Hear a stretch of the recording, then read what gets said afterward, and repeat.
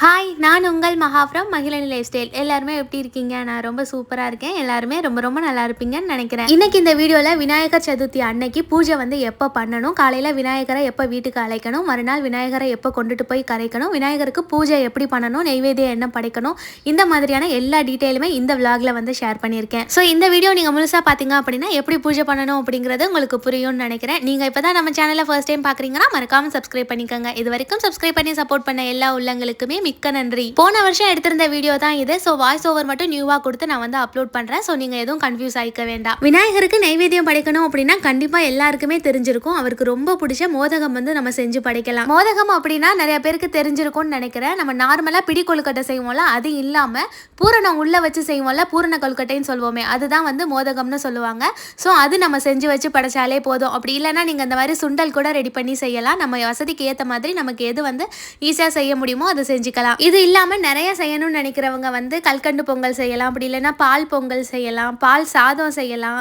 அப்புறம் வந்து இந்த மாதிரி நிறையா அவருக்கு பிடிக்கும். ஏன்னா அவருக்கு வந்து கொஞ்சமாக கொடுத்தாலாம் பத்தாதுல. ஸோ உங்களால் நிறையா செய்ய முடிஞ்சிச்சு அப்படின்னா உங்களால் முடிஞ்ச அளவுக்கு நீங்கள் நெய்வேத்தியம் படைச்சு தாராளமாக செய்யலாம். இந்த வருஷம் 2025 என்னைக்கு விநாயகர் சதுர்த்தி வருது அப்படிங்கிற டீட்டெயில் நான் வந்து சொல்லிடுறேன். ஆகஸ்ட் 27, 2025 புதன்கிழமை அன்னைக்கு விநாயகர் சதுர்த்தி வருது. ஒவ்வொரு மாதமும் சதுர்த்தி திதி வரும். அந்த நாளில் விநாயகரை வழிபாடு பண்ணுறதுங்கிறது ரொம்ப நல்லது. அந்த வகையில் இந்த மாதம் பார்த்தீங்கன்னா ஆகஸ்ட் 26 சதுர்த்தி திதி வந்து தொடங்கிடுது. அதுவும் மதியான நேரத்தில் வந்து தொடங்குது 2 மணிக்கு மேலே.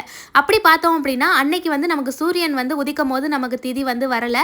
ஸோ மறுநாள் வந்து நமக்கு சேர்ந்து வரும். அதாவது காலையில் சூரிய உதயமும் கிடைக்கும், மறுநாள் வரைக்கும் அந்த சதுர்த்தி திதி வந்து இருக்க போகுது. ஸோ நம்ம வந்து 27 தான் விநாயகர் சதுர்த்தி வந்து கொண்டாட போகிறோம். இந்த வருஷம் ஆகஸ்ட் 27 சாயங்காலம் 3:52 வரைக்கும் தான் சதுர்த்தி திதி இருக்க போகுது. அதுக்கு மேலே வந்து பஞ்சமி வந்துடும். அப்படிங்கிறனால 3:52 முன்னாடியே விநாயகரை வழிபாடு பண்றதுங்கிறது ரொம்ப நல்லது. விநாயகர் சதுர்த்திங்கிறது விநாயகர் பெருமானோட பிறந்த நாளை கொண்டாடுற ஒரு பண்டிகை தான் விநாயகர் சதுர்த்தி. எப்போதுமே இந்த விநாயகர் சதுர்த்தி வந்து தமிழ் மாதமான ஆவணி மாதத்துல வளர்பிறை சதுர்த்தியில வந்து வரும். அதுதான் விநாயகரோட பிறந்த நாளா நம்ம வந்து விநாயகர் சதுர்த்தியா வந்து கொண்டாடுறோம். இதுக்கு முன்னாடி வந்து ஒரு சதுர்த்தி தேய்பிறையில வரும். அதுதான் மகா சங்கடஹர சதுர்த்தின்னு சொல்லுவோம். பொதுவா நம்ம வாழ்க்கையில முன்னேறணும், எந்த தடங்களும் நம்ம வாழ்க்கையில வரக்கூடாது, அப்படியே வந்தாலும் அது எல்லாத்தையுமே தகர்த்து எறியணும்னு நினைச்சு விநாயகருக்கு நம்ம விரதம் இருக்கணும்னு நினைக்கிறவங்க இந்த விநாயகர் சதுர்த்தியிலேருந்து வளர்பிறையிலேருந்து நம்ம ஸ்டார்ட் பண்ணி ஒரு வருஷம் ஃபுல்லாக அவருக்கு வந்து விரதம் இருக்கலாம் ஒவ்வொரு சதுர்த்திலையும்.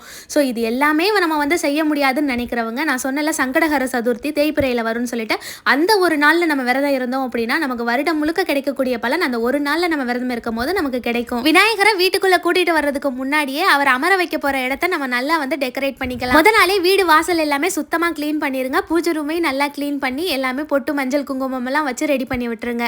அதுக்கப்புறம் அவரை அமர்த்துறதுக்கு வந்து நீங்கள் நல்லா பெருசாக டேபிள் போட்டு அது மேலே அமர்த்துறதுனாலும் அமர்த்தலாம். அப்படி இல்லைன்னா கீழே வந்து இந்த மாதிரி மணம் வச்சு அது மேலே கூட அவரை அமர்த்தலாம். ஸோ வீட்டு வாசலில் நம்ம வந்து ஏதாவது ஒரு ஃபங்க்ஷன் வந்துருச்சு அப்படின்னாலே நல்ல நாட்களுக்கு வந்து மாவிலை தோரணம் கட்டுவோம்ல, ஸோ அதையுமே நம்ம வந்து கட்டி ரெடி பண்ணி வச்சிடலாம். போன வருஷம் வாழை மரம் கட்டுறப்போ எனக்கு கரெக்டாக அந்த இடம் வந்து அமையாமல் போயிடுச்சு. பட் இந்த வருஷம் வந்து வாழை மரத்துக்காகவே நான் வந்து ஒரு பொருள் வாங்கியிருந்தேன்னு சொல்லியிருந்தேன்ல, இந்த வந்து ஸ்க்ரீனில் சைடில் காட்டுறேன்.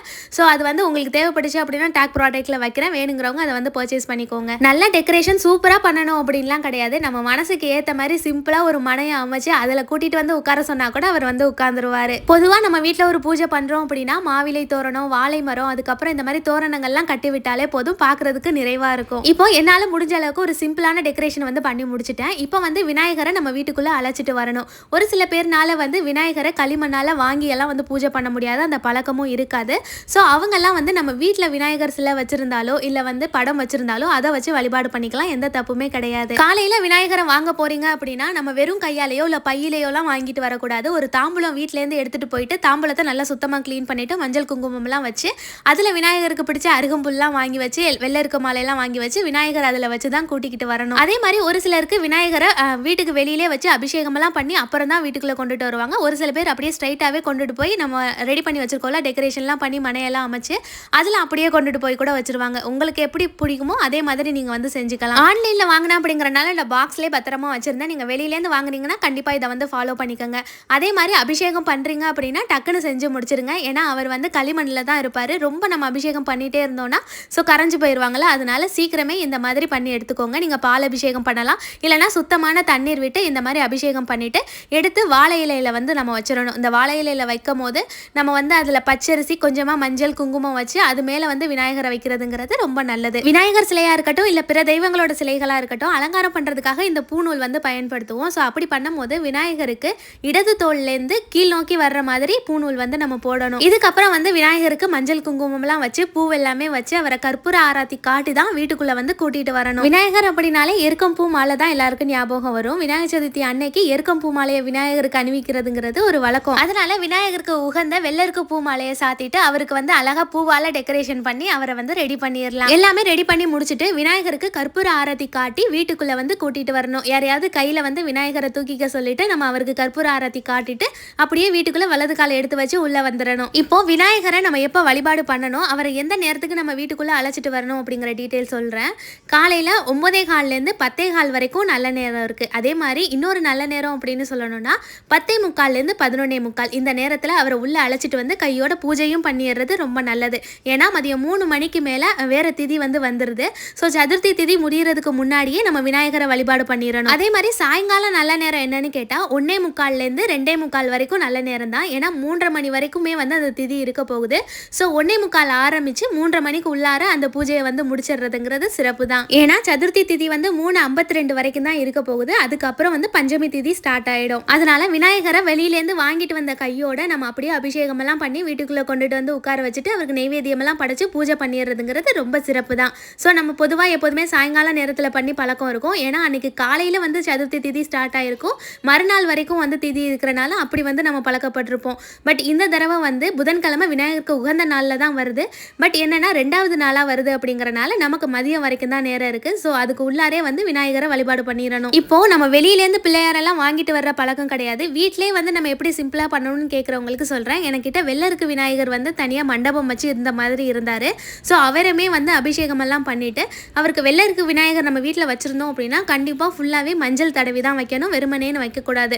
அதனால அவருக்கு அபிஷேகம் எல்லாம் பண்ணிட்டு மஞ்சள் எல்லாம் வந்து நல்லா பூசிட்டு குங்குமமும் வச்சு விட்டாச்சு. நீங்கள் வந்து பித்தளையில் விநாயகரோட விக்கிரகம் வச்சிருந்தாலும் சரி இல்லை வெள்ளியில் வச்சிருந்தாலும் சரி எடுத்து வச்சு அபிஷேகம் வெளியில் பண்ணிட்டு விநாயகரை உள்ளே கூட்டிகிட்டு வந்து நம்ம எப்படி ப்ரொசீஜர் எல்லாம் வந்து இதுக்கு முன்னாடி பண்ணமோ அதை எல்லாமே ஃபாலோ பண்ணி அழகாக விநாயகரை கொண்டுட்டு வந்து நம்ம ரெடி பண்ணி வச்சிருக்க மனையில் அமர்த்திடலாம். அதே மாதிரி ஒரு பெரிய பூஜை வந்து நம்ம பண்ணுறோம் அப்படின்னா கண்டிப்பாக குத்துவிளக்கு ஏற்றி பூஜை பண்ணுறதுங்கிறது ரொம்ப சிறப்பு. அதனால என்கிட்ட 2 குத்து விளக்கு இருந்தது. அதையுமே விநாயகர் பெருமானுக்கு 2 சைடும் வந்து எடுத்து வச்சுட்டேன்.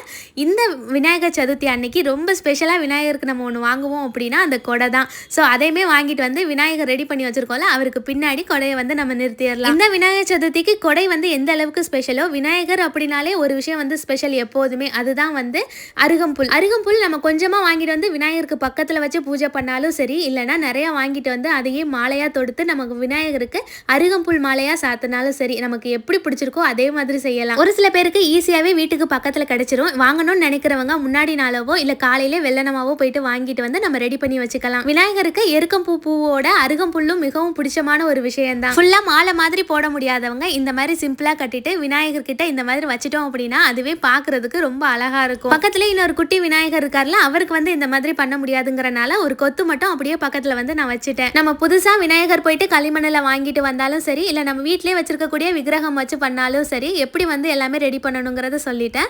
ஸோ ஓவரால் சொல்லணும் அப்படின்னா விநாயகருக்கு வந்து புதிய ஆடையெல்லாம் கொடுத்து அதே மாதிரி மலர்கள் எல்லாம் அவருக்கு பிடிச்ச மாதிரி சாத்தி பழம், அதுக்கப்புறம் அவருக்கு ரொம்ப பிடிச்ச வெல்லம் கரும்பெல்லாம் கூட வைக்கலாம். விநாயகர் அப்படின்னாலே யானை முகமுடையவன் தான் அப்படிங்கிறது தான் அர்த்தம். அதனால யானைக்கு நம்ம என்னெல்லாம் பிடிக்குமோ அது எல்லாமே வச்சு படைக்கலாம். உதாரணத்துக்கு சோளம், இந்த கரும்பு, இந்த மாதிரி பொருட்கள்லாம் வச்சோம் அப்படின்னா விநாயகர் ரொம்பவே சந்தோஷப்படுவார். இது போக நம்ம வீட்டில் வந்து இதெல்லாம் செய்ய முடியலைனாலும் சிம்பிளாக பொரிக்கடலை வாங்கிட்டு வந்து அதில் வந்து கொஞ்சமாக நாட்டு சக்கரை, அதுக்கப்புறம் வந்து கடலை இதெல்லாமே மிக்ஸ் பண்ணிவிட்டு அவல் இதெல்லாமே போட்டு விநாயகருக்கு வந்து படைக்கலாம். விநாயகருக்கு பழங்கள் எல்லாம் படைக்கணும்னு சொன்னல, நம்ம எந்த பூஜை பண்ணாலும் அதில் கண்டிப்பாக இருக்க வேண்டியது அப்படின்னா வாழைப்பழம் தான். ஸோ வெற்றிலை பாக்கு வாழைப்பழம் வந்து வாங்கி வச்சுக்கோங்க. இது போக நம்ம வசதிக்கு ஏற்ற மாதிரி எவ்வளோ பழங்கள் வேணாலும் வாங்கி படைச்சிக்கலாம். விநாயகர்னு சொல்கிறோம்ல, அதுக்கான அர்த்தம் எத்தனை பேருக்கு தெரியும்னு தெரியல. விநாயகரில் வரக்கூடிய வி அப்படின்னா இல்லை அப்படிங்கிற பொருள் தான், இல்லாதவன் அந்த மாதிரி வரும். அதே மாதிரி நாயகன் அப்படின்னா எல்லாத்துக்குமே தலைவர், அதுதான் வந்து அர்த்தம் இல்லையா? ஸோ விநாயகருக்கு மேலே எந்த ஒரு ஆளுமே கிடையாது. விநாயகர் தான் எல்லாருக்குமே வந்து முதல் தலைவன், அதுக்கப்புறம் தான் எல்லாருமே. அதனால தான் விநாயகரை முழு முதல் கடவுள் அப்படின்னு சொல்லி நம்ம அழைக்கிறோம். உதாரணத்துக்கு நம்ம ஒரு விஷயம் வந்து தொடங்க போகிறோம், புதுசாக வந்து செய்ய போகிறோம், அது இல்லாமல் நம்ம வீட்டில் ஏதாவது பூஜை செய்கிறோம் அப்படின்னாலே முதல்ல விநாயகரை வணங்கிட்டு தான் அடுத்ததை வந்து செய்வோம். இதோட காரணம் தான் விநாயகருக்கு மேலே எந்த ஒரு ஆளுமே கிடையாது, முதல்ல விநாயகர் தான் அப்படிங்கிறத குறிக்கிற பட்சமாக தான் முழு முதல் கடவுள் அப்படின்னு விநாயகரை சொல்கிறோம். விநாயகரை கும்பிட்றது தான் இருக்கிறதுலே ரொம்ப சிறந்த எளிமையான வழின்னு சொல்லுவோம். இந்த பாருங்க, விநாயகரை நம்மளால் இந்த மாதிரி எதுவுமே இல்லைனாலும் மூணாவதா இந்த மாதிரி மஞ்சளில் பிடிச்சு வச்சு விநாயகரை வழிபாடு பண்ணுறதுங்கிறதும் ரொம்ப வந்து எளிமையான ஒரு விஷயம்தான். ஸோ விநாயகருக்கு பூஜையை தொடங்குறதுக்கு முன்னாடி மஞ்சளில் ஒரு பிள்ளையார் பிடிச்சி வச்சு அவருக்கு 3 முறை வந்து பூவெல்லாமே போட்டுட்டு அதுக்கப்புறம் விநாயகர் துதி சொல்லி பூஜையை வந்து தொடங்கலாம். மஞ்சள் விநாயகரை பிடிச்சு வச்சு நம்ம பூஜை பண்ணுறது மூலியமாக நம்ம நடக்க போகிற பூஜை எந்த தடங்களும் இல்லாமல் முடிச்சு தரணும்னு விநாயகரை வந்து வணங்கிட்டு நம்ம பூஜையை வந்து தொடங்க. மஞ்சளில் பிள்ளையார் பிடிக்கிறதுங்கிறது விநாயகர் சதுர்த்திக்கு மட்டும் கிடையாது, எந்த பண்டிகைக்கு போது நம்ம வந்து பூஜை பண்ணாலும் சரி மஞ்சளில் பிள்ளையார் பிடிச்சி வழிபாடு பண்ணுறதுங்கிறது பாரம்பரியமாகவே நடந்துட்டு இருக்கு. ஸோ விளக்கெல்லாம் ஏற்றினதுக்கு அப்புறம் அகர்பத்தி ஏற்றி வச்சுட்டு தேங்காயெல்லாம் உடச்சி வச்சு பூஜையை தொடங்கணும். விநாயகருக்கு பூஜை பண்ணும் போது என்ன மந்திரம் வந்து சொல்லணும் அப்படிங்கிற டவுட் நிறைய பேருக்கு இருக்கும். ரொம்ப சிம்பிளா ஓம் கம் கணபதியே நமக அப்படின்னு சொன்னாலே போதும். இந்த மந்திரங்கள்லாம் எதுக்கு சொல்லணும், இது மூலியமா என்ன கிடைக்குதுன்னு கேட்டா, விநாயகரை வந்து வணங்குறோம் அப்படின்னாலே தடைகள் எல்லாமே நீங்கும். ஸோ அவரோட மந்திரத்தை உச்சரிக்கிறனால மன அமைதி கிடைக்கும், ஆரோக்கியம் கிடைக்கும், வெற்றிகள் எல்லாமே பெருகும் அப்படிங்கிறது நம்பிக்கை தான். இப்போ விநாயகருக்கு மந்திரங்கள்லாம் சொல்லி பூஜையெல்லாம் பண்ணி முடிச்சதுக்கு அப்புறம் லாஸ்டா வந்து நெய்வேத்தியம் படைக்கணும். படைச்சதுக்கு அப்புறம் வந்து கற்பூர ஆராத்தி வந்து காட்டணும். ஸோ எல்லாமே காட்டி முடிச்சிட்டோம் அப்படின்னா விநாயகருக்கு நல்லபடியாக பூஜை பண்ணி முடிச்சிட்டோம் அப்படிங்கிறது தான் அர்த்தம். இதுக்கப்புறம் நம்ம வீட்டில் இருக்கக்கூடிய எல்லாருமே வந்து கற்பூர ஆரத்தி காட்ட சொல்லிட்டு விநாயகரை வணங்கி கீழே விழுந்து கும்பிட்டதுக்கு அப்புறம் பூஜையை வந்து நிறைவு பண்ணிக்கலாம். ஸோ விநாயகருக்கு வந்து நம்ம படைச்சிருக்கோம்ல, இது வந்து எடுத்து நம்ம நைவேத்தியமாக படைச்சதை எல்லாருக்குமே சாப்பிட கொடுத்துடலாம். ஸோ இந்த வருஷம் விநாயகர் வழிபாடை இந்த மாதிரி ரொம்ப சிம்பிளாக எளிமையாக நீங்கள் வந்து செஞ்சுக்கோங்க. இப்போ விநாயகரை களிமண்ணால் வெளியிலேருந்து வாங்கிட்டு வந்து வச்சிருக்கோம்ல, அவரை எப்போ கொண்டுட்டு போய் ஆற்றுல வந்து கரைக்கணும், அதுக்கப்புறம் வந்து என்ன மாதிரி வந்து நம்ம செய்யணும், எத்தனை நாள் வச்சுக்கணுங்கிற டவுட் வந்து இருக்கும். ஸோ களிமண்ணால் நம்ம விநாயகர் வீட்டுக்கு வாங்கிட்டு வந்திருக்கோம் அப்படின்னா 3 நாள் வச்சுக்கிறது வந்து ஒரு சில பேருக்கு வழக்கம். ஒரு சில பேர் பூஜை பண்ணிவிட்டு மறுநாள் ஒரு நாள் மட்டும் வச்சுருந்து கொண்டுட்டு போய் போட்டுருவாங்க. நீங்கள் 3 நாள் வச்சுக்கிறீங்க அப்படின்னா 26ஆம் தேதி சாயங்காலமே விநாயகரை வந்து அழைச்சிட்டு வந்து வச்சுட்டு 28ஆம் தேதி காலையில், அதாவது அன்னைக்கு ஒரு சாயங்காலம் 6 மணிக்குள்ளார விநாயகரை கொண்டுட்டு போய் கரைச்சிடணும். இல்லை 27ஆம் தேதி தான் நான் வந்து காலையில் கொண்டுட்டு வரேன் அப்படின்னா 28ஆம் தேதி சாயங்காலம் 6 மணிக்கு முன்னாடியே விநாயகரை எடுத்துகிட்டு போய் நீர்நிலைகளில் வந்து போட்டுட்டு வந்துடலாம். அப்படி இல்லைன்னா கண்டிப்பாக நம்ம ரோட்டு ஓரத்துலையோ இல்லை ஏதாவது வந்து ஒரு இடத்துல வந்து விநாயகரை எல்லாருமே வச்சு பூஜை பண்ணிட்டு இருப்பாங்க. அந்த இடத்துல கொண்டுட்டு போய் நம்ம வீட்டில் இருக்கிற விநாயகரை வச்சுட்டு வந்தால் கூட அவங்க கடலுக்கு எடுத்துகிட்டு போகும்போதோ இல்லை ஆற்றுக்கு எடுத்துகிட்டு போகும்போதோ மொத்தமாக இந்த விநாயகரையும் எடுத்துகிட்டு போயிடுவாங்க. ஸோ அந்த மாதிரி வந்து நம்ம பண்ணிக்கலாம். விநாயகரை நல்லபடியாக அழைச்சிட்டு வந்துட்டு அதே மாதிரி நல்லபடியாக அனுப்பி வச்சிடணும். 3 நாள் வச்சுருந்தீங்கன்னா 3 வேளையும் அவருக்கு நெய்வேத்தியம் கொடுக்கணும். ஏன்னா அவருக்கு பானை வயிறு இல்லை, பத்தாது, எவ்வளோ கொடுக்குறீங்களோ சாப்பிட்டுக்கிட்டே இருப்பார். ரொம்ப சிம்பிளாக எப்படி விநாயகருக்கு பூஜை பண்ணணும் அப்படின்னு எல்லாருமே தெரிஞ்சிருப்பீங்கன்னு நினைக்கிறேன். இந்த வீடியோ பிடிச்சிருந்தா சப்ஸ்கிரைப் பண்ணுங்கள். நாளைக்கு வீடியோவில் பார்க்கலாம்.